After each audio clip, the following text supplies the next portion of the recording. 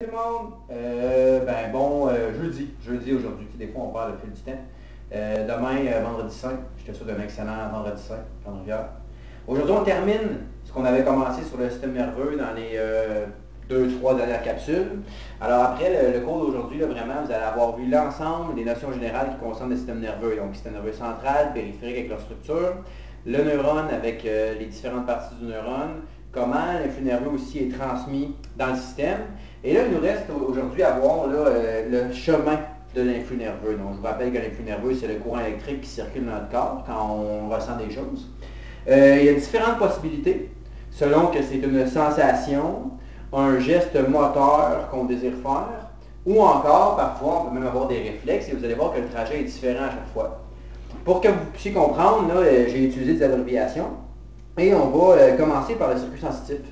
Fait que le circuit sensitif, c'est le circuit de l'influx nerveux qui va se produire quand on va ressentir une sensation. Probablement qu'au primaire, vous avez vu ce que l'on appelle les 5 sens. Il y en a plus que 5 en réalité. Reste qu'un sens, ça commence tout le temps par ce qu'on appelle un organe récepteur.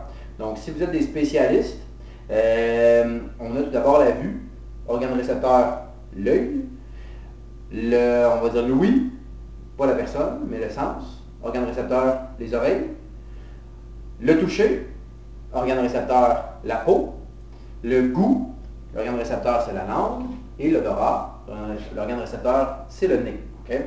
Donc, les organes récepteurs sont à la base de ce qu'on appelle la perception des sensations. C'est pour ça que le circuit sensitif commence toujours avec l'organe récepteur qui, lui, reçoit la stimulation. Et évidemment, la stimulation elle va varier en fonction du sens qui est touché. D'accord? Alors, une fois que l'organe récepteur, par exemple, je ne sais pas, moi je vois quelque chose, je vois ma caméra qui est juste là, mais mon œil, lui, il reçoit cette sensation-là, cette stimulation-là. Dans le cas de l'œil, c'est la lumière. L'œil, il va transformer la lumière en courant électrique, influx nerveux, qui va emprunter un nerf sensitif. NS, c'est pour nerf sensitif. Système nerveux périphérique.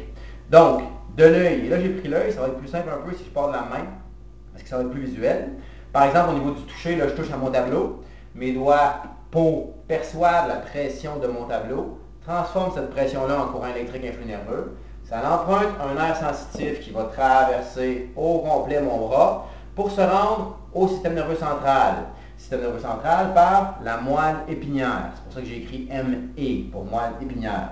Ensuite, une fois que c'est dans la moelle épinière, l'influx nerveux va monter pour aller être analysé. Il va monter, il n'y a pas le choix de passer par le tronc cérébral, d'où le TC, qui est ici, tronc cérébral, pour finir au niveau du cerveau, où là, ça va être analysé. Par exemple, ici, si je reprends mon exemple de tantôt, ma main touche le tableau, donc on a une pression qui est transformée en influx nerveux, qui va partir par un nerf sensitif qui traverse mon bras, s'en aller dans la moelle épinière, monter par le tronc cérébral pour être analysé au cerveau au niveau de l'air du toucher du cerveau. Ça, c'est pour les sensations. Okay? Et c'est la même chose, peu importe les sensations. Si je vois quelque chose, si je sens quelque chose, même trajet.